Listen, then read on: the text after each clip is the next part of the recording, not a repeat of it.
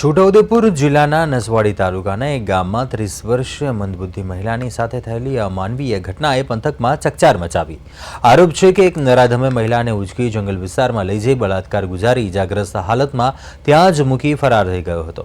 પરિવારજનોને જાણ થતાં તેઓ તાત્કાલિક સ્થળ ઉપર પહોંચી યુવતીને નસવાડી સામૂહિક આરોગ્ય કેન્દ્ર ખાતે સારવાર માટે ખસેડી બાદમાં વધુ સારવાર માટે વડોદરા રિફર કરાઈ હતી। હાલ યુવતીની સ્થિતિ નાજુક હોવાનું જણાવાઈ રહ્યું છે। પરિવારજનોનો આક્ષેપ છે કે ઘટનામાં એકથી વધુ લોકો સંડોવાયેલા હોવા છતાં પોલીસે માત્ર એક જ વ્યક્તિની સામે ગુનો નોંધ્યો છે। ગેંગરેપની કલમ ઉમેરવાની માંગ સાથે 50થી વધુ લોકો નસવાડી પોલીસ સ્ટેશન ખાતે એકત્રિત થઈને સૂત્રોચ્ચાર કર્યા હતા। પોલીસે આ મામલે આરોપી વિકેશ ભીલની ધરપકડ કરીને વધુ તપાસ હાથ ધરી છે। એક મહિલા જંગલ વિસ્તારમાં બેભાન હાલતમાં પડેલ છે એવા સમાચાર મળતા તાત્કાલિક આઉટપોસ્ટ ઇન્ચાર્જ પીએસઆઈ દામોર સાહેબ ત્યાં પહોંચી ગયેલ અને જે પીડિત મહિલા છે તેઓને 108 બોલાવીને તાત્કાલિક સારવાર માટે નસવાડી ખાતે લાવેલ અને ત્યાંથી રાજપીપળા ખાતે રિફર કરેલ અને હાલ એસએસજી હોસ્પિટલ વડોદરા ખાતે સારવાર હેઠળ છે।